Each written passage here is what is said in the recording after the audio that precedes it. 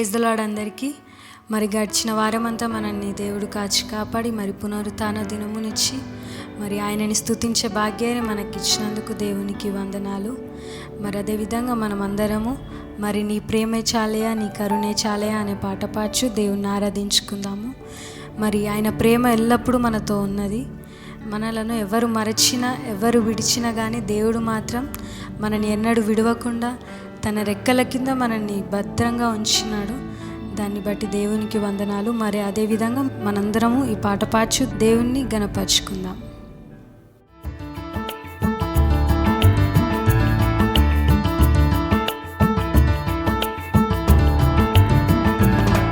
నీ ప్రేమే చాలయ్యా నీ కరుణే చాలయ్యా నీ ఆనందము నీ ఆదరణ నాకు చాలయ్యా నీ ఆనందము నీ ఆదరణ నాకు చాలయ్యా నీవేనా స్థితిని మార్చినది నీవే నాకు నెమ్మదినిచ్చినది నీవేనా స్థితిని మార్చినది నీవే నాకు నెమ్మదినిచ్చినది నీ ప్రేమే చాలయ్యా నీ కరుణే చాలయ్యా నీ ఆనందము నీ ఆదరణ నాకు చాలయ్యా.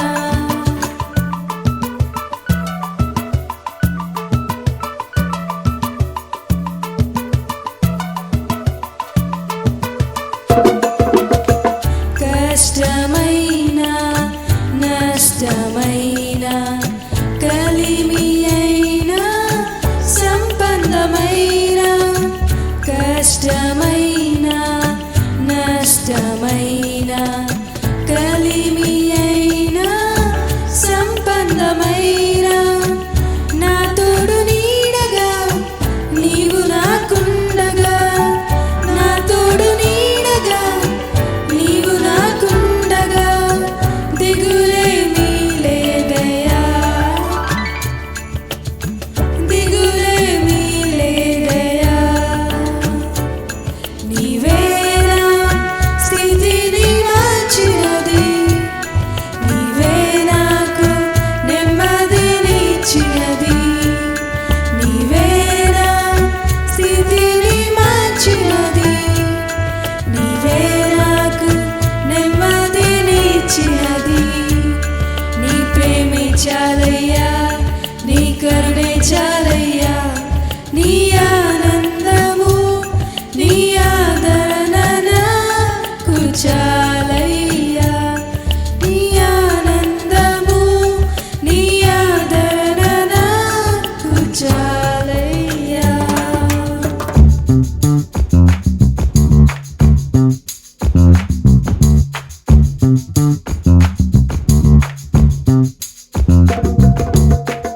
ఎవరు మరచినా నన్ను మరువలేవు ఎవరు విడచినా నన్ను విడువలేవు ఎవరు మరచినా నన్ను మరువలేవు ఎవరు విడచినా నన్ను విడువలేవు నా అండదండగా నీవు నాకుండగా నా అండదండగా నీవు నాకుండగా భయమేమీ లేదయ్యా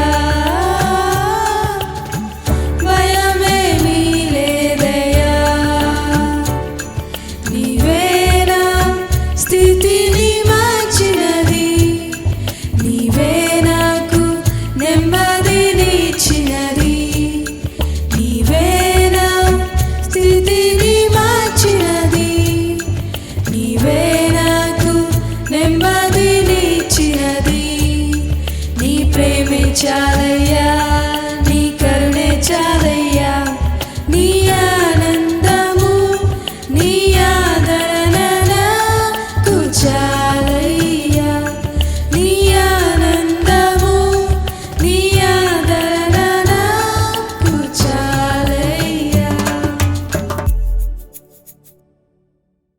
ప్రైజ్ ద లార్డ్. హల్లెలూయా.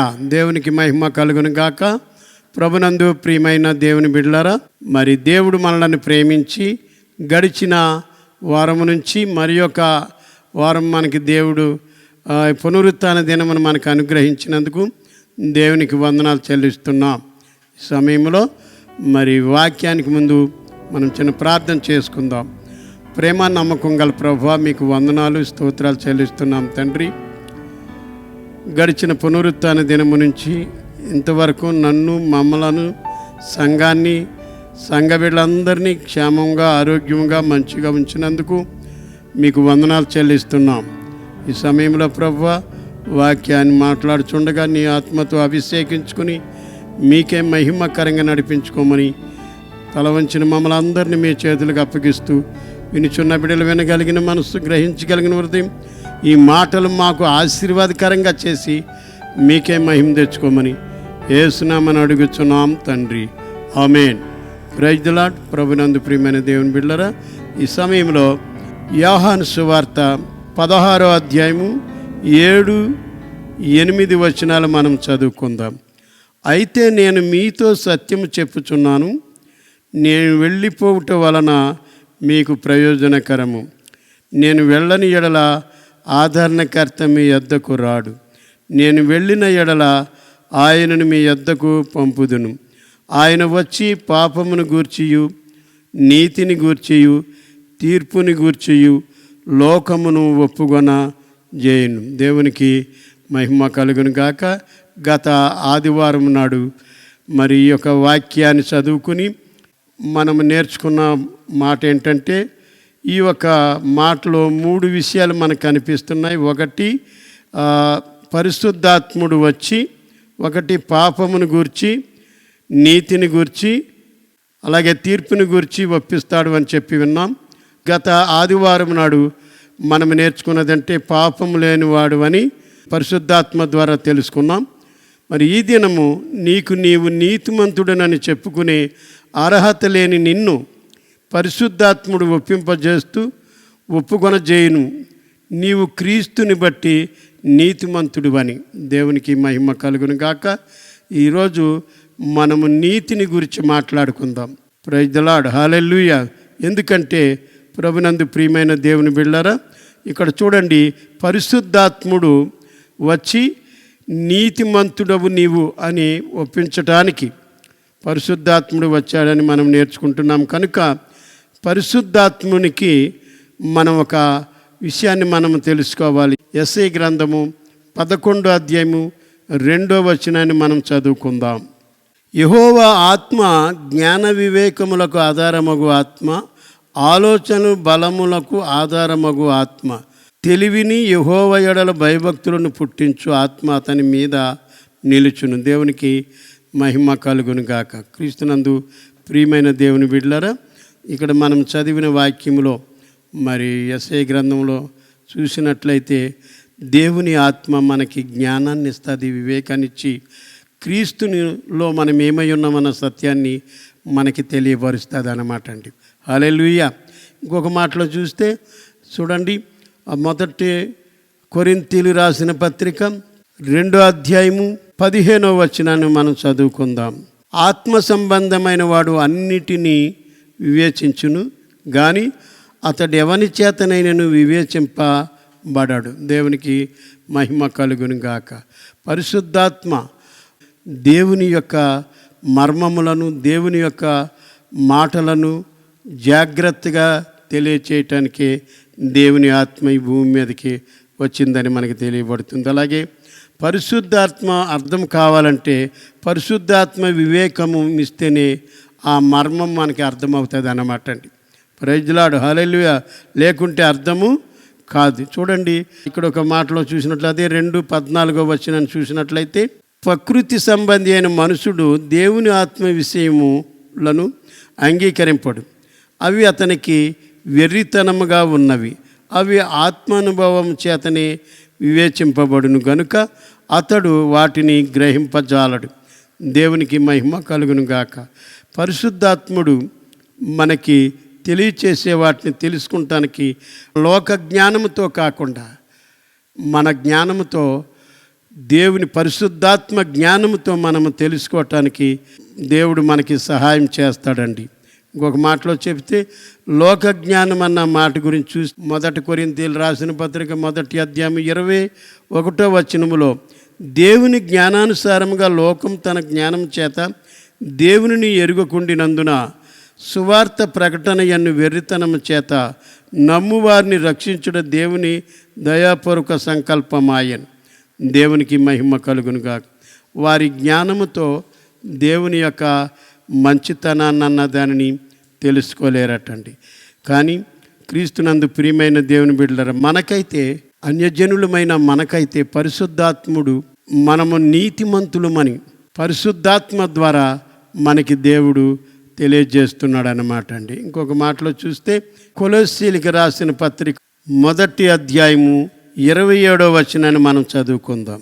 అన్యజనులలో ఈ మర్మము యొక్క మహిమైశ్వర్యం ఎట్టిదో అది అనగా మీ యందున్న క్రీస్తు మహిమ నిరీక్షణ ఉన్నాడను సంగతిని దేవుడు తన పరిశుద్ధులకు తెలియపరచుకోరి ఇప్పుడు ఆ మర్మమును వారికి బయలుపరచాను. దేవునికి మహిమ కలుగును గాక. అన్యజనులైన మనకి పరిశుద్ధాత్ముడు మనము నీతిమంతులమని తెలుసుకునటానికి పరిశుద్ధాత్ముడు బయలుపరిచినట్లుగా మనం చూస్తున్నాం ఈ కొలొస్సీ రాసిన పత్రికలో. అలాగే ఇంకా చూసినట్లయితే రోమీయులకు రాసిన పత్రిక 9వ అధ్యాయము 30వ వచనంలో అట్లయితే మనం ఏమందుము, నీతిని వెంటాడని అన్యజనులు నీతిని అనగా విశ్వాసమూలమైన నీతిని పొందిరి. దేవునికి మహిమ కలుగును గాక.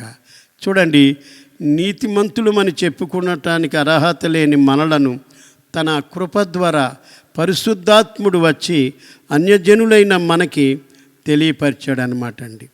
దేవునికి మహిమ కలుగును. రోమా పత్రికలో అబ్రహాము మరి దేవుని నమ్మాను, అది అతనికి నీతిగా చేసాను అని ఉన్నది. దేవునికి మహిమ కలుగును గాక. రోమా పత్రిక 4వ అధ్యాయము 3వ వచనం అండి.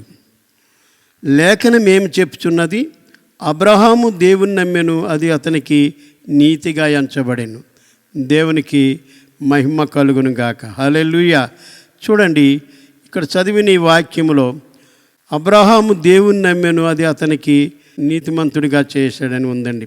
దీనిని కీర్తన భక్తుడు ఏమంటున్నాడు, మనిషి ఆయనను నమ్మి నందుకు అతనికి అతని తరము వారందరూ నీతిమంతులు అవుతారటండి. హల్లెలూయా. అబ్రహాము ఎప్పుడైతే మరి దేవుడి చేత నీతిమంతుడని ఎంచబడ్డాడో, ఆ నీతిమంతుడని ఎంచబడ్డాక ఆ అబ్రహాము తరము వారి అందరికీ కూడా ఏమొచ్చిందటండి, నీతి అనే భాగ్యము కలిగిందటండి. కానీ వారు నీతిమంతులమని ఒప్పుకోలేదు. యేసుప్రభుని అంగీకరిస్తే వారు నీతిమంతులే, కానీ వారు యేసుప్రభుని అంగీకరించలేదు కనుక వారు ఇంకా నీతిమంతులన్న సత్యము వారికి తెలియదు. ఇక్కడ మనము గ్రహించినట్లయితే అబ్రహామును బట్టి ఆ ఇశ్రాయేలు వంశం అంతా కూడా ఏమయ్యారంటే నీతిమంతులు అయ్యారు. అలాగే ఈరోజు అయితే అన్యజనులైన మనలను దేవుడు తన కుమారుని బట్టి నీతిమంతునిగా చేసుకున్నాడండి. దేవునికి మహిమ కలుగును గాక. హల్లెలూయా. మరి మనం ఎప్పుడు కూడా ఏమనుకోవాలంటే 2000 సంవత్సరాల క్రితం ప్రభు అయిన యేసు క్రీస్తుని బట్టి నేను నీతిమంతునయ్యాను అన్న సత్యాన్ని తెలుసుకోవాలి. దేవుణ్ణి నమ్మి నీతిమంతులం అనుకున్నటకు మనము భయపడుతూ బ్రతుకుతూ ఉంటాం. ఎప్పుడు మనం నీతిమంతుడని చెప్పుకోవటానికి భయపడని అవసరము లేదు. ఎందుకంటే దేవుడే తన కుమారుడైన యేసుక్రీస్తును పంపించి ఆ యేసుక్రీస్తును బట్టి అన్యజనులమైన మనకి నీతిమంతులమని చెప్పుకుని అర్హతను కలగజేశాడనమాట అండి. దేవునికి మహిమ కలుగును గాక. ఇంకా చెప్పాలంటే యేసు ప్రభుని నమ్మి మనము కరోనా వస్తే చచ్చిపోతామంటే నమ్ముతాము, కానీ యేసు ప్రభుని నమ్ముకున్నాను గనుక నేను నీతిమంతుడిని అనుకుంటానికి మనము ఇష్టపడము. దేవునికి మహిమ కలుగును గాక. పరిశుద్ధాత్ముడైతే మనము నీతిమంతులమని చెప్పటానికి బయలుపరిచాడనమాట అండి. పరిశుద్ధాత్ముడు వచ్చి మనము నీతిమంతులమని చెప్పుకునేటానికి అర్హతని కలిగించాడనమాట అండి. దీనిని తీతుకు రాసిన పత్రిక 3వ అధ్యాయము 6-7 వచనాలు, మనం ఆయన కృప వలన నీతిమంతులమని తీర్చబడి నిత్య జీవమును గూర్చిన నిరీక్షణను బట్టి దానికి వారసులగుటకై ఆ పరిశుద్ధాత్మను మన రక్షకుడైన యేసుక్రీస్తు ద్వారా ఆయన మన మీద సమృద్ధిగా కుమ్మరించాను. హల్లెలూయా. నీతిమంతులమని చెప్పుకోవటానికి దేవుడు పరిశుద్ధాత్మని వరమునిచ్చి ఆ పరిశుద్ధాత్మ ద్వారా మనము నీతిమంతులమని చెప్పుకునే భాగ్యాన్ని కలగజేశాడని లేఖనం తెలియజేస్తుంది. క్రీస్తునందు ప్రియమైన దేవుని బిడ్డలారా, అందుచేతని మన జీవితంలో ఎప్పుడు కూడా ఏమనుకోవాలంటే, అందుకే ప్రతి ఒక్కరికి పరిశుద్ధాత్మ అనుభవము కావాలన్నమాట అండి. పరిశుద్ధాత్మ అనుభవం ఉంటే పరిశుద్ధాత్మ అనుభవం ద్వారా నీతిమంతులమని చెప్పగలదు అన్నమాట అండి. ఎందుకంటే పరిశుద్ధాత్ముడే వచ్చి నీతిని గురించి ఒప్పించడానికి వచ్చాడు కనుక ఈ పరిశుద్ధాత్మ అనుభవాన్ని మనం ఎప్పుడైతే కలిగి ఉంటామో అప్పుడు మనము నీతిమంతులమని మనకి తెలియబడుతుంది అన్నమాట అండి. హల్లెలూయా. యేసుని బట్టి మనం ఏమై ఉన్నామో తెలుస్తుంది అన్నమాట అండి. హల్లెలూయా. దేవునికి మహిమ కలుగును గాక. ఇక్కడ చూసినట్లయితే రోమీయులకు రాసిన పత్రికలో చూడండి దయచేసి 3వ అధ్యాయము 25-26 వచనాలు మనం చదువుకుందాం. పూర్వము చేయబడిన పాపములను దేవుడు తన ఓర్మి వలన ఉపేక్షించినందున ఆయన తన నీతిని కనుపరచువలెనని క్రీస్తు యేసు రక్తమునందలి విశ్వాసము ద్వారా ఆయనను కరుణాధారంగా బయలుపరిచాను. దేవుడు ఇప్పటి కాలమందు తన నీతిని కనుపరచు నిమిత్తము తాను నీతిమంతుడును యేసునందు విశ్వాసం గలవానిని నీతిమంతునిగా తీర్చువాడునై ఉండుటకు ఆయన అలాగూ చేశాను. దేవునికి మహిమ కలుగును గాక. చూడండి, అబ్రహాము అయితే దేవుని నమ్ముకున్నాడు కనుక నీతిమంతుడయ్యాడు. మనమైతే యేసుక్రీస్తును నమ్ముకున్నాం. యేసుక్రీస్తును మనం నమ్మాం కనుక మనం ఎప్పుడు నీతిమంతుడను పరిశుద్ధుడను అని మనం ఎప్పుడు పలుకుకునేటట్టుగా మరి ఈ యొక్క అపోస్తుడైన పౌలు గారు చక్కగా వివరణగా రాస్తున్నాడండి. ఇంకా మనకి మరి పరిశుద్ధాత్ముడు ఇంకా తెలియపరిచినవి ఉన్నాయి. అయితే పరిశుద్ధాత్మ చెప్పేది క్రీస్తుని బట్టి మనము నీతిమంతులమైనాము అన్న విషయాన్ని మనము తెలుసుకోవాలన్నమాట అండి. ఇంకొక విషయం చెప్పాలంటే అదే రోమీయులకు రాసిన పత్రిక 4వ అధ్యాయము 25వ వచనం చదువుకుందాం. ఆయన మన అపరాధముల నిమిత్తము అప్పగింపబడి మనము నీతిమంతులుగా తీర్చబట్టుకై లేపబడాను. దేవునికి మహిమ కలుగును గాక. చూడండి, ఆయన మన అపరాధముల నిమిత్తము అప్పగింపబడి, అపరాధములంటే నీతిమంతులమని కాదండి, నీతిమంతులము కాకుండా ఉన్నవారు అన్నమాట అండి. అలాంటి పరిస్థితిలో ఉన్న మన కొరకు ప్రభువైన యేసుక్రీస్తు మరణించి ఆయన శిలువ ద్వారా ఆ శిలువలో మరణించి ఆ శిలువలో నుంచి ఆ మరణంలో నుంచి పునరుత్థానుడై లేచి ఆ పునరుత్థానమును బట్టి యేసు ప్రభు మనలను నీతిమంతులుగా చేసుకున్నాడని పరిశుద్ధాత్ముడు ఇక్కడ చక్కగా వివరణగా తెలియజేస్తున్నాడు అన్నమాట అండి. హల్లెలూయా. దేవునికి మహిమ కలుగునుగాక. మనము దేవునిని బట్టి నీతిమంతులమైనాక ఎలా ఉంటాం అన్న విషయాల్ని మనం ఈరోజు నేర్చుకుందాం. ఇంతవరకు మనం నేర్చుకున్నది ఏంటంటే యేసు ప్రభుని బట్టి మనం ఏమై ఉన్నామటండి, నీతిమంతులము అయ్యున్నాం. నీతిమంతులం అయ్యాక మనం ఎలా ఉంటామన్న విషయాల్ని కొన్ని విషయాలు మనం ఈ రోజున తెలుసుకుందాం. సొలొమోను గారు అంటున్నాడు, నీతిమంతుని తల మీదికి ఆశీర్వాదములు వచ్చునటండి. దేవునికి మహిమ కలుగును గాక. హల్లెలూయా. చూడండి దయచేసి సామెతలు 10వ అధ్యాయము 6వ వచనం చూడండి. నీతిమంతుని తల మీదకి ఆశీర్వాదములు వచ్చును. దేవునికి మహిమ కలుగును గాక. ఇంకొక 7వ వచనంలో కూడా చూస్తే నీతిమంతుని జ్ఞాపకం చేసుకొనుట ఆశీర్వాదకరమగును. దేవునికి మహిమ కలుగును గాక. యేసుక్రీస్తును నమ్ముకుని నీతిమంతుడు అని చెప్పుకున్నప్పుడు నిన్ను జ్ఞాపకం చేసుకున్నవారు, నీతో మాట్లాడుతున్నవారు, నీ యందు నిన్ను కలిసిన వారు కూడా ఏమవుతారటండి, ఆశీర్వాదాలు చూస్తారటండి. దేవునికి నీవెప్పుడైతే నీతిమంతుడు అని ప్రతి క్షణము ప్రతి దినము నీవు అనుకుంటూ ఉంటావో అలాంటి అప్పుడు నిన్ను చూసిన వారు కూడా ఏమవుతారంటండి? ఆశీర్వాదాలని చూస్తారటండి. ఎందుకు? నీవు నీతిమంతుడు కనుక నీతిమంతుని కలుసుకున్న వారికి ఆశీర్వాదాలు ఉంటాయని ఈ లేఖనం ద్వారా మనము తెలుసుకుంటున్నాం. దేవునికి మహిమ కలుగును గాక. హల్లెలూయా, ప్రైజ్ ద లార్డ్.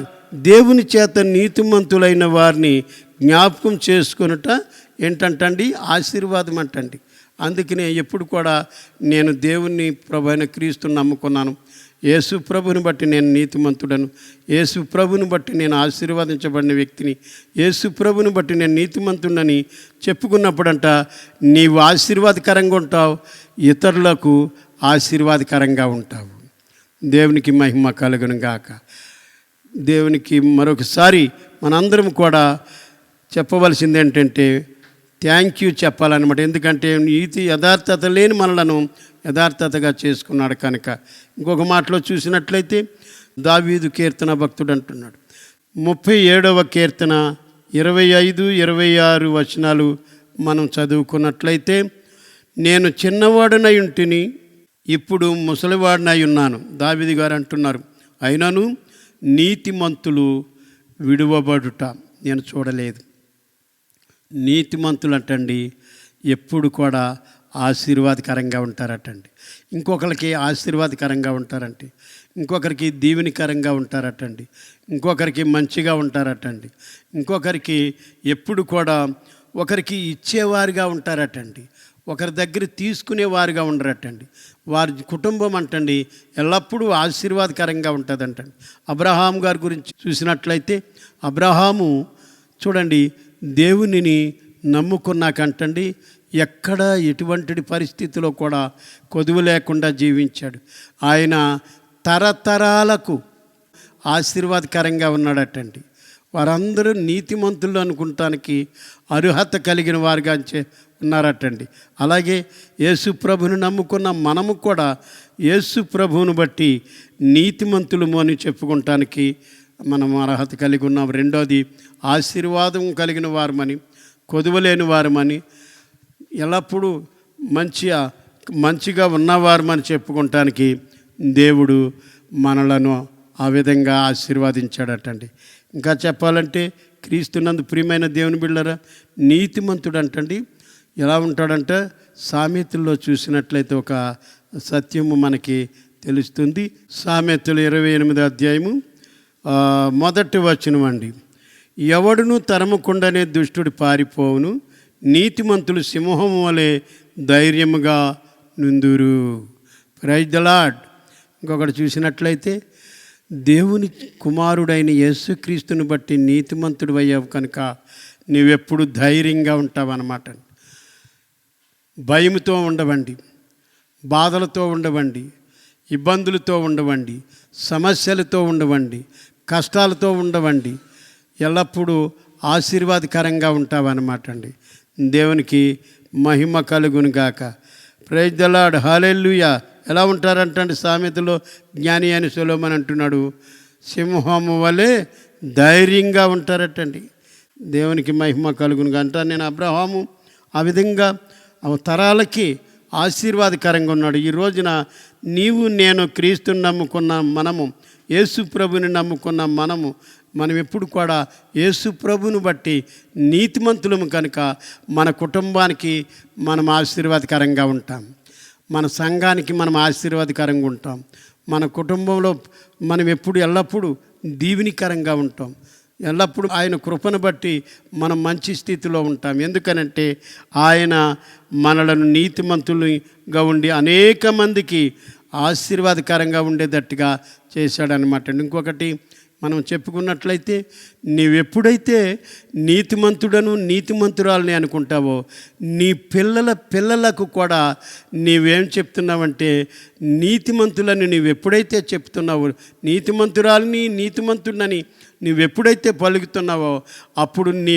పిల్లలటండి నీతిని స్థాపిస్తూ నీతిలోనే బ్రతుకుతారంటండి, నీతిని బట్టే జీవిస్తారటండి, నీతిని బట్టే ఆశీర్వాదాలు కలిగి ఉంటారటండి, నీతిని బట్టే సుఖ సంతోషాలతో ఉంటారటండి, నీతిని బట్టే దేవునికి మహిమకరంగా జీవిస్తారటండి, నీతిని బట్టే వారు ఎల్లప్పుడూ ఒకరికి ఆశీర్వాదకరంగా ఉంటారంటండి. అందుకని నేను ఈ యొక్క రోజును మీకు తెలియజేసేది ఏంటంటే, యోహాను సువార్త మరి 16వ అధ్యాయము 7-8 వచనాల్లో మనం చూసుకున్నాము. ఏమనంటే, పాపం బట్టి పరిశుద్ధాత్ముడు వచ్చి పాపమును బట్టి నీతిని బట్టి తీర్పును బట్టి ఒప్పిస్తాడు అన్న మాటకి ఈ రోజున మనం నేర్చుకున్నది ఏంటంటే, నీతిని నీవు నీతిమంతుడు అని పరిశుద్ధాత్ముడు ఒప్పించాడు అన్నమాట అండి.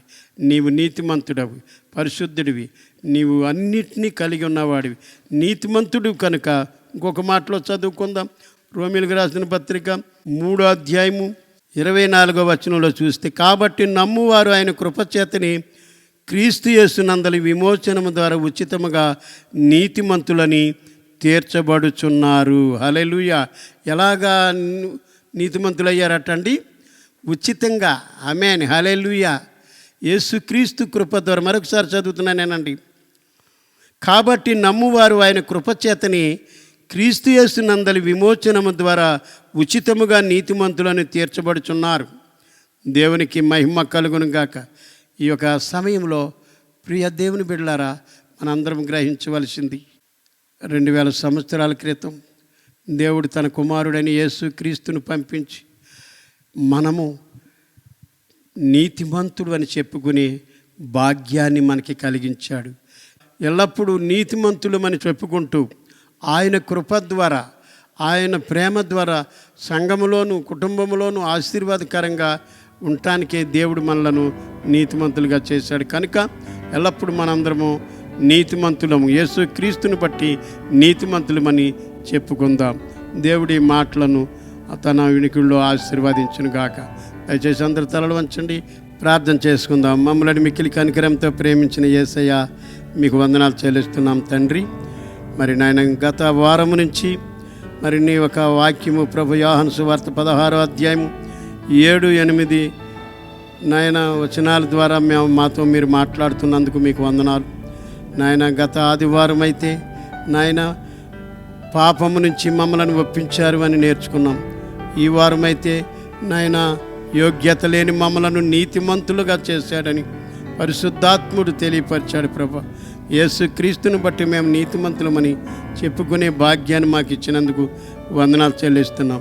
వినుచున్న ప్రతి బిడ్డ హృదయంలో ప్రభు ఈ మాటలను బలింపజేసి, ఈ మాటల్లో ఉన్న సారాంశాన్ని గ్రహించి, నీ ఆత్మతో అభిషేకించి నాయన యేసుక్రీస్తు 2000 సంవత్సరాల క్రితం చేసిన ఆ శిలువ కార్యమును బట్టి మేము నీతిమంతులమయ్యామని చెప్పుకుని అనేక మందికి నాయన ప్రకటించి, అనేక మందికి మేము నేను నీతిమంతుడని అనుకుంటానికి వారి హృదయాల్లో మీరు సహాయం చేయమని ప్రార్థిస్తున్నాను. ప్రతి వ్యక్తిని మీరు దర్శించండి, వారితో మీరు మాట్లాడమని నేను ప్రార్థిస్తున్నాను. ప్రభు నీ కృపాక్షేమంతో నింపి మీకే మహిమ తెచ్చుకోమని తల వంచిన బిడ్డలందరినీ మీ చేతులకు అప్పగించుకుంటూ, నీ ఒక పరిశుద్ధాత్మ ద్వారా నాయన నీ బిడ్డలు క్రీస్తుని బట్టి ఏమై ఉన్నారన్న సత్యాన్ని గ్రహించుకుని నాయన నీ కృపతో బ్రతకటానికి సహాయం చేయమని తల వంచిన మమ్మల్ని మరొకసారి మీ చేతులకు అప్పగించుకుంటూ యేసునామని అడుగుచున్నాం తండ్రి.